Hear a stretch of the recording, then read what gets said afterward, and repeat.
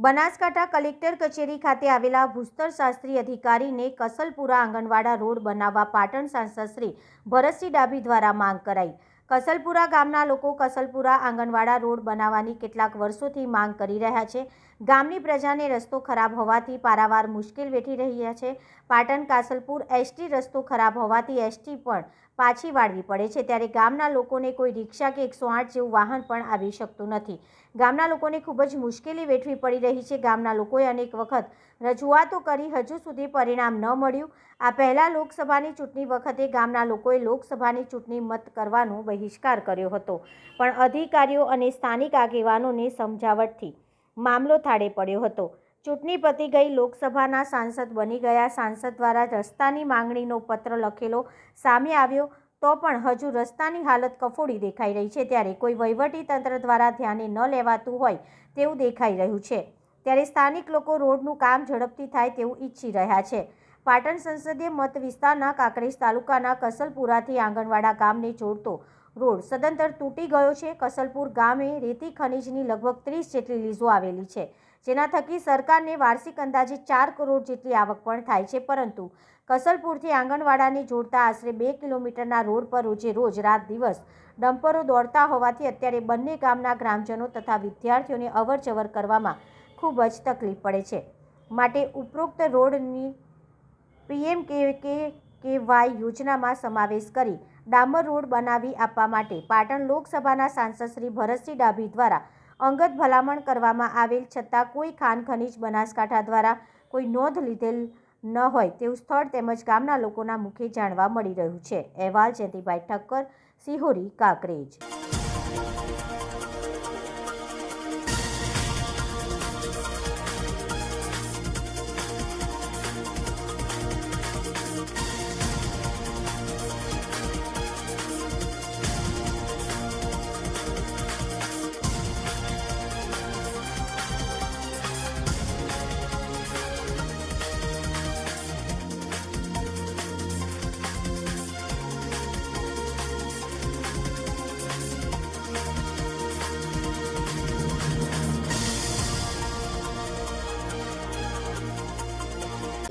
Road અમે ચૂંટણીનો બહિષ્કાર કરેલો, પણ છતાંય રોડ બનતો નથી અને સંસદમાંથી આવી અને કહીને ગયેલ કે અમે રોડ બનાવીશું, તો હજી સુધી રોડ પણ બનતો નથી।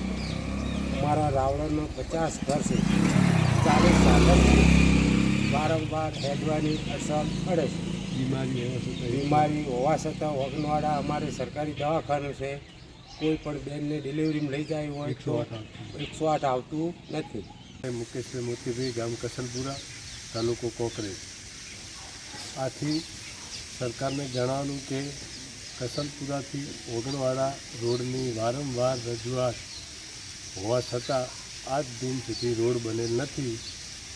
ચૂંટણીનો બહિષ્કાર કરેલ તેમાં પણ હજુ સુધી તંત્ર ધ્યાનમાં લેતું નથી। ગામના લોકોને આવવા જવાની તકલીફ પડે છે, વિદ્યાર્થીઓને ભણવા જવામાં તકલીફ પડે છે, દૂધ ડેરીનું ટેન્કર આવી શકતું નથી, ગામમાં બીમારીની તકલીફ હોવાથી 108 પણ આવતી નથી, બરાબર।